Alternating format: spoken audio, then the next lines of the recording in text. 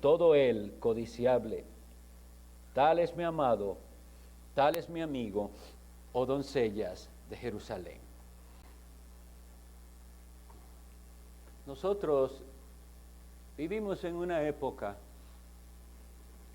en la cual predomina algo que se llama el relativismo.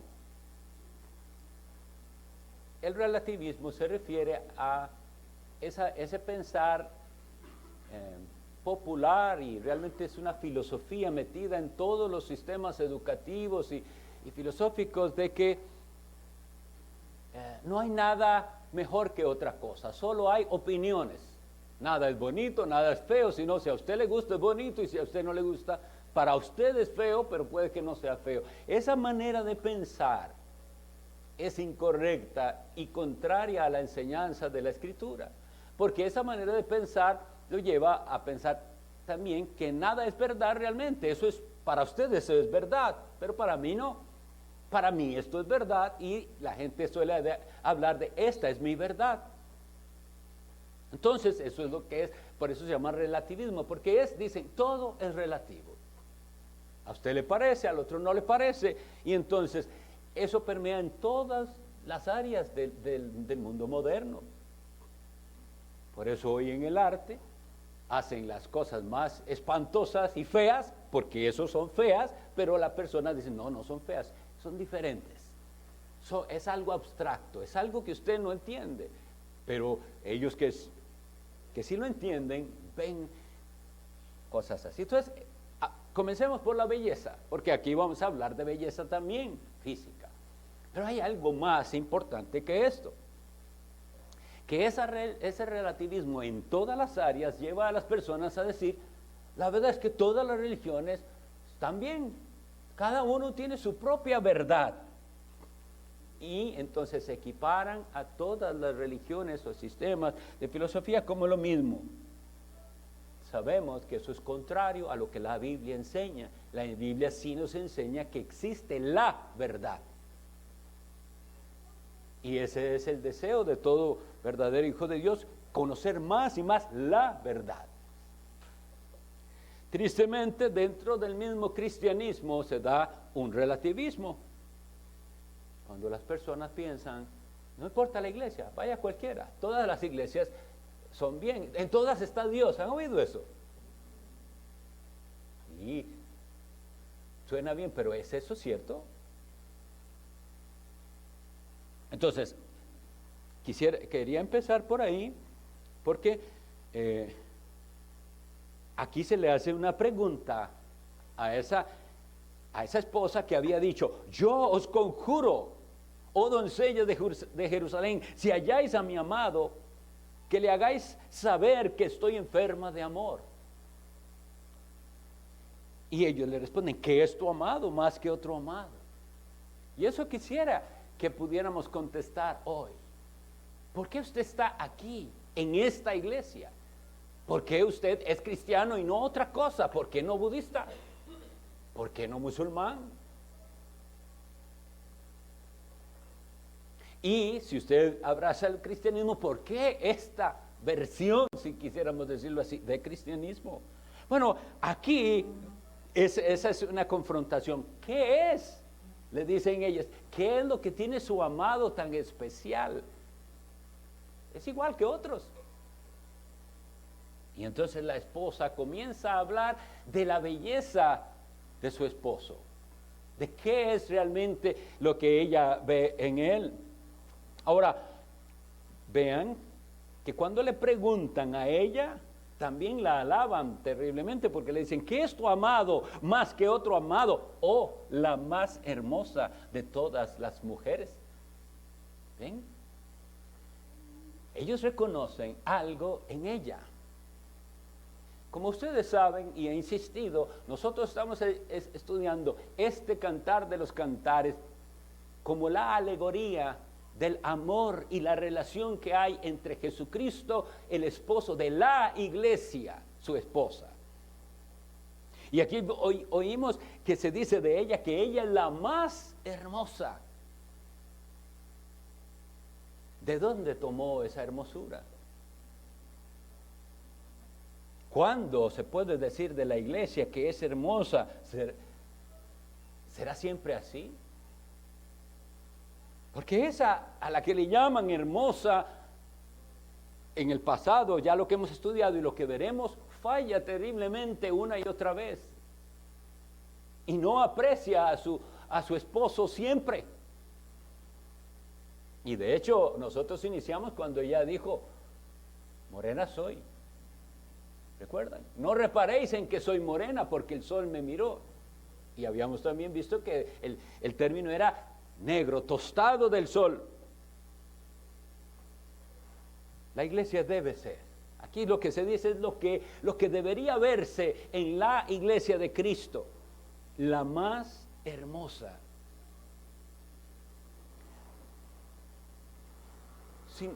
Por nosotros no entender esto y por no creerlo de verdad, la iglesia se descuida y comienza a comportarse como una cualquiera, sin ser una cualquiera. Es la novia del Cordero. Su concepto de la iglesia debe cambiar. Nuestro concepto de la iglesia debe cambiar. La esposa del Cordero, la más hermosa de todas. Ahora es una belleza diferente a lo que el mundo ve bello. El mundo evalúa de una manera carnal, pero tenemos claramente enseñado que la hermosura está en la santidad. Por eso tantas veces se dice, adoradle en la hermosura de la santidad. Cuando se dice la más hermosa de las mujeres, se está suponiendo entonces espiritualmente que es la iglesia que busca la santidad, la iglesia que busca la santificación y aquellos dos elementos según los cuales sin ellos nadie verá al Señor, dice Hebreos 12, seguid la paz con todos y la santidad sin la cual nadie verá al Señor. La iglesia del Señor, esa que es la más hermosa, tiene esos dos elementos. Se esfuerza por la paz con todos, con los de afuera y con los de adentro, y por vivir en santidad. Y una iglesia que no tiene eso bien claro, deja de ser la más hermosa. Iglesias que cambian sus prioridades. Ahora, la esposa aquí lo que está haciendo y por lo cual ella es la más hermosa es porque refleja la excelencia de su esposo. De ahí es de donde proviene todo lo bueno que tiene la iglesia de Cristo. Pero también se nos dice en Efesios capítulo 5 que la comparación que hay entre Cristo y la iglesia se hace con el esposo y la esposa, porque a él se le dio la esposa para santificarla como Cristo santifica a la iglesia. Por eso cada hombre casado, cada hombre cristiano debe preguntarse, ¿estoy haciendo mi esfuerzo por santificar a mi esposa? ¿Es mi esposa mejor cristiana? ¿Vive más cerca de Cristo desde que me tiene a su lado o no? Porque tristemente en algunas relaciones más bien es al revés. Se unieron para alejarse de Dios. Pero el hombre debe entonces esforzarse por santificar a su esposa y que ella pueda dar ese testimonio de que con él es que ha aprendido a caminar más cerca de Cristo. Lo otro también puede ser y debe ser. Pudiera decir su esposo, hermana, que desde que la tiene a su lado es cuando él aprendió a caminar más cerca del Señor, porque en nuestro caso es mutuo, en el caso de los matrimonios.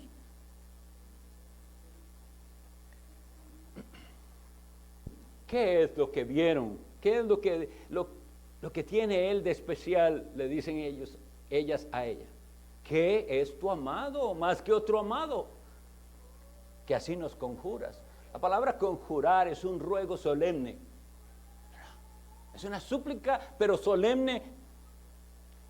Y entonces ella las ha conjurado. Dice, si lo ven, díganle. Porque recuerden lo que sucedió a los que no estaban la vez anterior. Él llamó, ella estaba muy cansadita o lo que sea la excusa que pudo dar y no se levantó a tiempo y dio su excusa. Es que ya me acosté, me lavé los pies, ya me quité la ropa. Pero al final, su corazón que velaba, porque en el creyente eso es la promesa. Por más frío que llegue a estar el creyente verdadero, la llama del Espíritu Santo nunca se acaba, nunca se apaga por completo. Aquellos que dicen, perdí la fe, nunca tuvo fe. La verdadera fe no se acaba nunca. Por más pequeñita que esté aquella llama, es la promesa del Espíritu Santo, nunca se va a apagar. Y entonces dormía, pero mi corazón velaba, y eventualmente el Espíritu Santo le dice, ¿qué estás haciendo? Mírenlo, metiendo la mano por la rejilla, tratando de abrir. Quiere venir y usted no va y le abre. Reacciona aquella mujer y se levanta, la esposa, y ya no está él. Y vimos lo que eso significaba, el enfriamiento espiritual. Y ahora ella está conjurando, ¿dónde estará? Si lo ven, díganle que yo estoy enferma de amor. La iglesia entonces a veces cambia sus prioridades, y habíamos dicho que hemos hecho de la comodidad un ídolo. La iglesia comienza a perder su testimonio cuando pierde la prioridad de por qué existe la iglesia, para qué estamos aquí. ¿Por qué nos llamamos cristianos? Ustedes recordarán, y si no, léanlo cuando puedan, en Hechos 11:26 se nos dice que a los discípulos, realmente se les llamaba así, los discípulos, pero que en Antioquía a los discípulos se les llamó cristianos por primera vez. ¿Por qué? ¿De dónde viene la palabra cristiano? De Cristo, de su concepto de Cristo, de lo que ellos hablaban constantemente de Cristo, y de ellos siguiendo a Cristo, cristianos.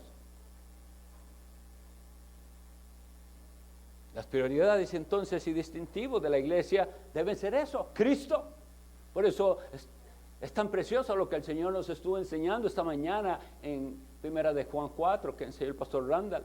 Es la doctrina de Cristo lo que identifica, y el amor, y el apego a los mandamientos, y la santidad y la búsqueda de pureza. Bueno, cuando la gente escoge iglesia, piensa en estas cosas.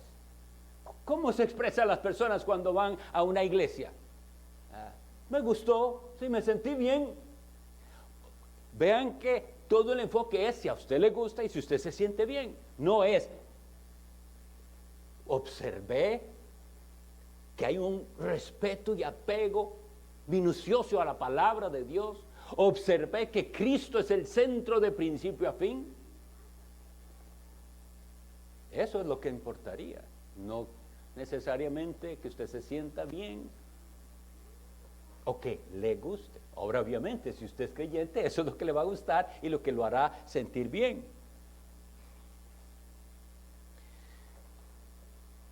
Como vemos, ella comienza a describir a su amado. Su amado, físicamente, como un hombre hermoso.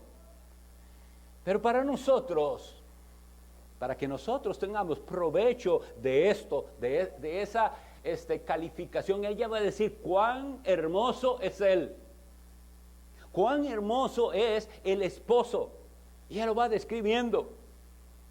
Nosotros tenemos que recordar que para nosotros el esposo, Jesucristo, no es una belleza espiritual.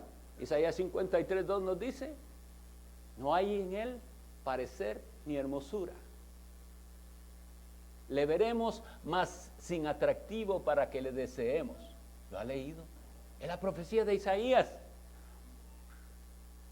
Que quiere decir que ahora nos da un sentido diferente. Dice, él es hermoso, pero no como la gente piensa en lo hermoso. Él es hermoso de otra manera. Repásenlo. No hay parecer en él ni hermosura. No es como este que está descrito aquí físicamente. Le veremos más sin atractivo. No era un hombre bello llamativamente en lo que se refiere a lo físico. Este que se describe así blanco y rubio, y por si acaso explico el sentido de rubio, nosotros le decimos rubio a alguien de cabello claro o amarillo. Rubio significa rosado, o sea, de esa contextura de personas que son blancos y rosados, porque vean que él más bien describe que su cabello era muy negro como cuervos. Entonces su comparación con el oro finísimo no tiene que ver con el color, sino con el brillo. Era algo para ella muy llamativo. Pero vean, cuando nosotros vemos la descripción del Cristo glorificado en el libro del Apocalipsis, capítulo 1, vemos al Hijo de Dios, que es el que se está describiendo, con cabellos blancos como la nieve. Eso tiene que significar algo. Porque para nosotros, así físicamente hablando, ver a una persona completamente canosa, con una canas bien blancas, imagínenselo así, no hay un atractivo físico natural ahí. Es lo que eso representa. La omnisciencia y sabiduría del Hijo de Dios. Como les digo, tenemos que entender esto, porque el Hijo de Dios es hermoso en otro aspecto. No es como los que la Biblia describe hermosos. ¿Quiénes describe, por ejemplo, la Biblia que eran muy hermosos? Dice que José era tan de buena apariencia que la esposa de su jefe, de Potifar, puso los ojos en él. ¡Qué hombre más guapo! Y trató de hacerlo pecar, pero él fue valiente y fiel a Dios. Vean que cuando él fue tentado, es lo que dijo yo: ¿cómo voy a hacer esto y pecar contra Jehová? De otro que se dice que era muy hermoso era de Saúl, y alto, más que reunían a todos, y él estaba por encima de los hombros de todos. Un hombre alto, fornido, el verdadero rey. Ahí tienen a su rey, físicamente hermoso. Pero no sirvió ese rey. Y luego de David también se dice que era hermoso físicamente. Pero de Cristo no hay parecer en él, ni hermosura. Y sin embargo, el Espíritu Santo le da a la iglesia la capacidad de ver dónde está la belleza del Salvador. Su cabeza resplandece. Sus ojos, que aquí se describen aquí como de paloma, los que describe el Apocalipsis, son llamas de fuego. Sus ojos como llamas de fuego. Y yo creo que no se refiere tanto al color como a la intensidad y penetrante de su mirada. La mirada del Hijo de Dios penetra sabiéndolo todo de usted. No necesita, dice el Evangelio de Juan, que él no necesitaba que nadie le dijera, porque él sabía lo que había en el corazón de los hombres. Ojos como llama de fuego. Aquí dice que de sus labios los describe como lirios. Algo bello. El Apocalipsis dice que de su boca sale una espada de 2 filos.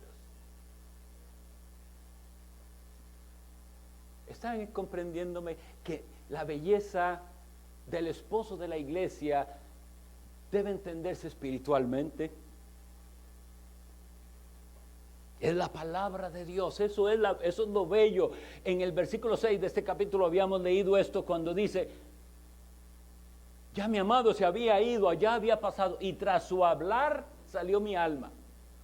Su hablar, la palabra de Dios, la espada de 2 filos que sale de la boca de Cristo. Hace pocas semanas leímos el relato de María, que va a llorar a la tumba del Salvador. Y ella llora porque se han llevado, dice ella, a mi Señor. Y ella, cuando habla con Jesús, que no sabía qué era, dice, creía que era el hortelano, le dice: Señor, si tú lo has llevado, dime dónde está.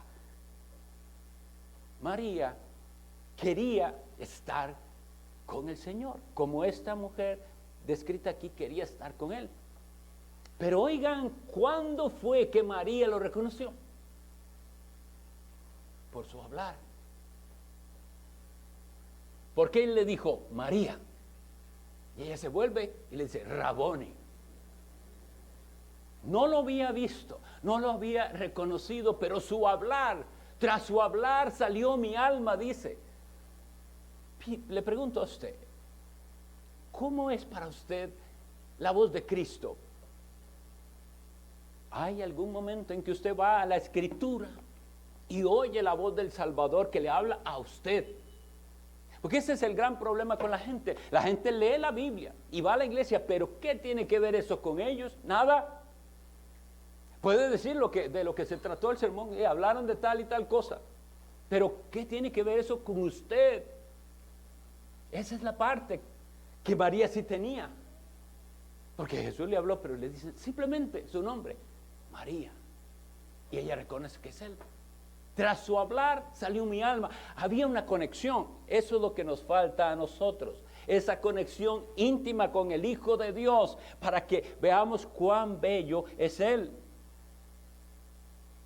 Aquí dice que sus piernas son como columnas de mármol fundadas sobre basas de oro fino. Y en Apocalipsis dice que lo que vio en sus pies fue pies como de bronce bruñido, muy refulgente.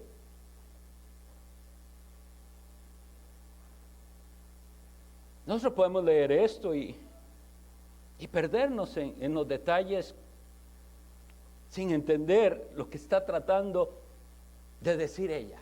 Porque vean que las comparaciones también para nosotros, por lo menos, nuestro tiempo y cultura no son tan entendibles a veces. ¿Recuerdan cuando estuvimos viendo a él, comparando la belleza de ella? Pero lo que sí podemos entender, el versículo 16 dice, su paladar dulcísimo y todo él codiciable.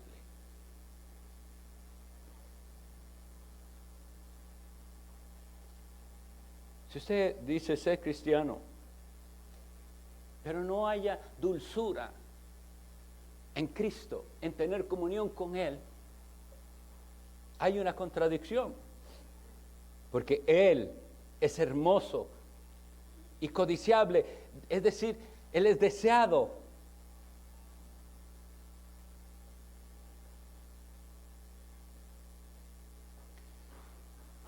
Debe haber en el corazón de los cristianos una verdadera apreciación y agradecimiento por lo que Dios nos dio al darnos a su Hijo Jesucristo.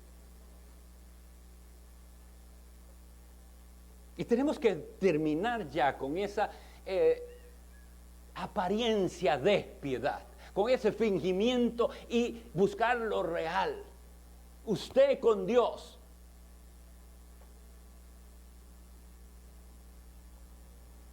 Y esto que digo de dejar las apariencias, me hace pensar en varias ocasiones que yo he visto que las redes sociales se utilizan para aparentar lo que no es. Y a la gente le gusta vivir así. ¿Qué sé yo? Veo publicaciones de esposos diciéndole, eres la más no sé qué en el aniversario y una de cosas, o ella a él, pero que uno dice, bueno, esta gente es el mejor matrimonio del mundo. Y cuando usted va y los conoce, resulta que no se llevan, pero quieren hacer pensar al mundo que ellos son la pareja ideal. Eso me entristece y digo qué engañoso que es el corazón, pero es lo mismo aquí. Nosotros podemos vivir en una apariencia de piedad y no conocerlo a Él, ni realmente deleitarnos en Él. Cuando usted le pregunte qué es su amado más que los demás, es sincera su respuesta. Por ejemplo, hablando en plano humano, esposa, ¿puede usted decirle a otras, no, para mí él es el mejor esposo del mundo? Pero sinceramente, no para eso es lo que se espera que diga. O ella es la mejor esposa que me ha dado Dios después de la salvación, etcétera, etcétera, que dicen, pero no es así. La realidad de que no es así debe dolernos, porque hay hombres que son una gran carga para su esposa y al revés, y hay hombres que lamentan hasta haberse casado o al revés, pero eso es por la obra del pecado y del maligno. No debe ser así, Debe ser sincero, no tiene que el mundo saberlo ni nada, pero usted debe tener ese sentimiento de agradecimiento. Dios me la dio a ella, así como es, con lo que usted ya conoce de ella, sus defectos, con el carácter, lo que sea. Así, ella es la que Dios me dio a mí, me la dio a mí, la preparó para mí. Y ella también debería poder decir, ese es el que Dios me dio. Entonces, ¿cuál respuesta daría usted a eso? ¿Qué es tu amado más que otro? De hecho, en el mundo impío, cuando sean relaciones de novios o de parejas o lo que sea, cuando alguien pena porque lo dejó, ¿qué le dicen los amigos? Un clavo saca otro clavo, hay otra por ahí que lo va a... Es como si nada más fue otra y vendrá otra o vendrá otro. Y eso no es de ahora. La mujer samaritana que habló con Jesús llevaba 5 intentos y el sexto, ya iba por el sexto. Bien has dicho, no tengo marido, le dice el Señor, porque 5 has tenido. ¿Qué es esos 5? Intentar. Bueno, ya aquel, ya me olvido de aquel, ahora sí, con este otro sí. Pero no, así no es. Usted debería poder decir que su amado es único.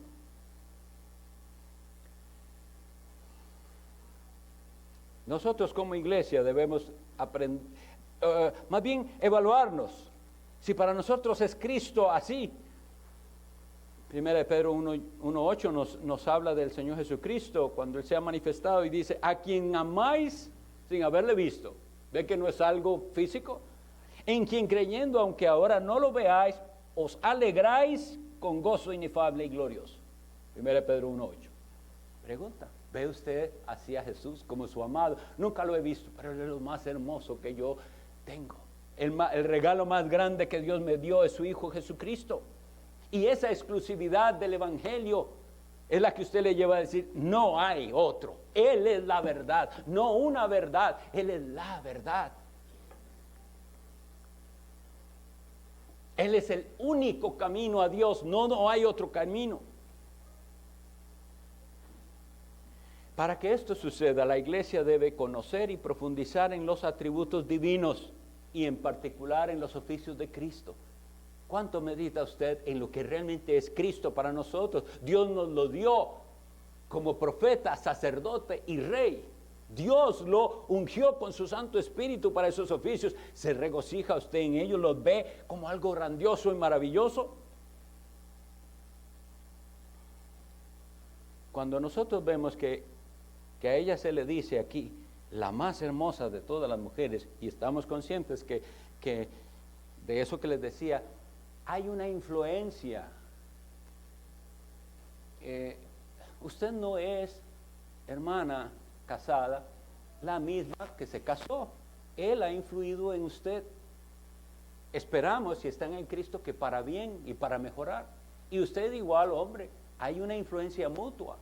Pero en el caso de la iglesia y Cristo, nosotros debemos ser influidos. ¿Por qué? Porque caminamos con Él. Si esa influencia pasa en los que viven juntos y comienzan a hablar parecido y a tener las mismas expresiones porque caminan juntos, muchas cosas comienzan a compartirse y a imitarse uno al otro. Lo mismo debería suceder en el caso nuestro con Cristo. No, Cristo nunca nos va a imitar a nosotros, pero nosotros a Él constantemente. Nuestra manera de hablar y de ver el mundo tiene que ser la manera de hablar y de ver el mundo de Cristo.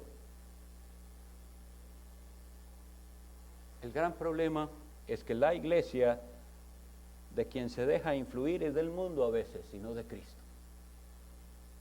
Y muchas de las cosas que los cristianos están haciendo, las están haciendo influidos no por Cristo y su palabra, sino por el mundo.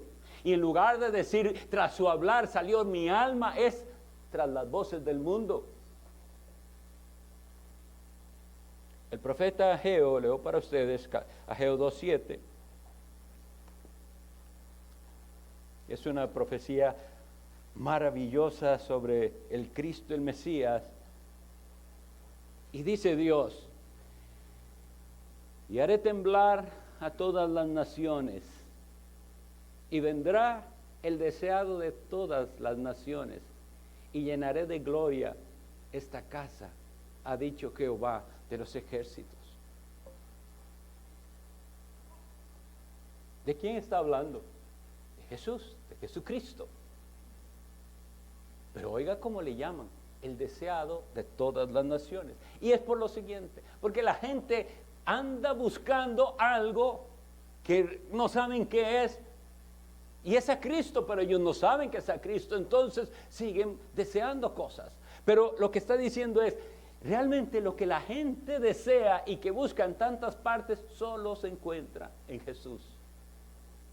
Por eso decía Agustín de Hipona, hablando de la naturaleza humana y hablándole a Dios, nos has hecho para ti mismo.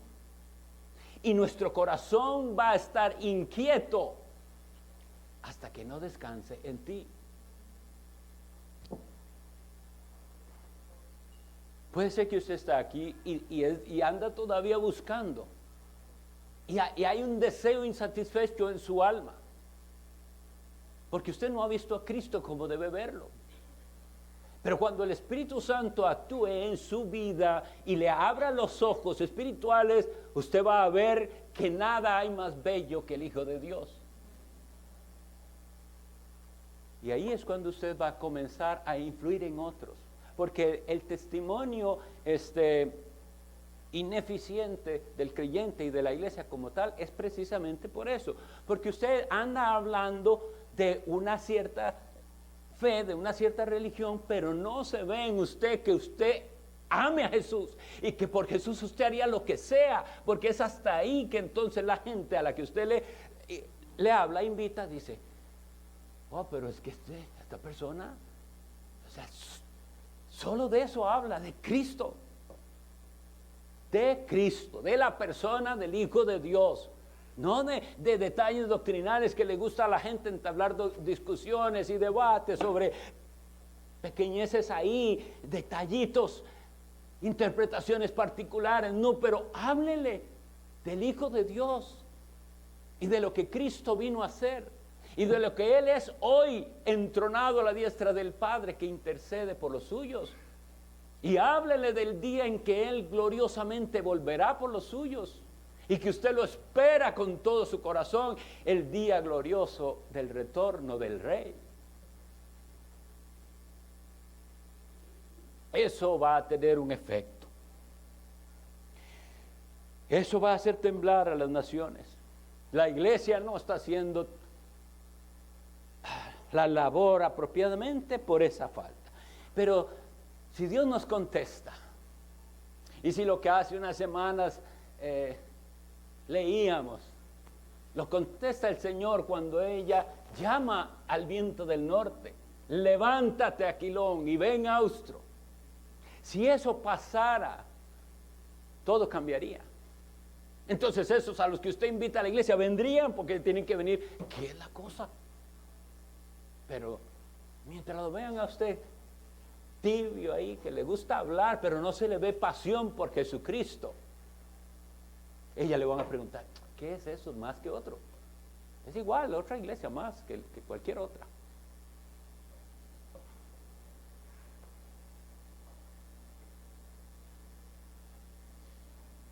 Todo el codiciable.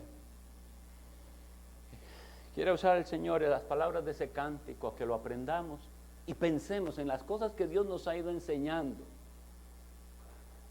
Porque es de Jesús, se trata de Él.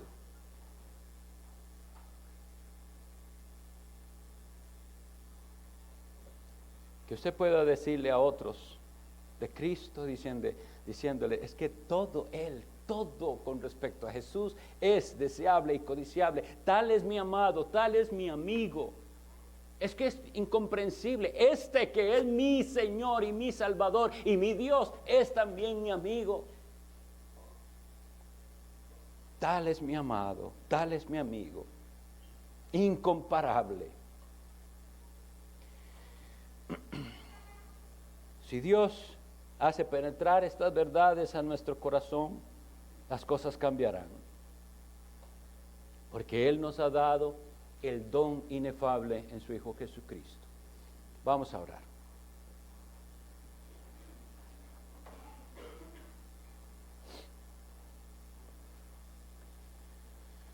Dios Todopoderoso, Dios eterno, te damos muchas gracias por tu santa palabra, porque tú verdaderamente hablas con los tuyos a través de tu palabra. Una vez más rogamos que abras nuestros oídos para que escuchemos tu voz cuando leemos tu palabra, cuando escuchamos las predicaciones,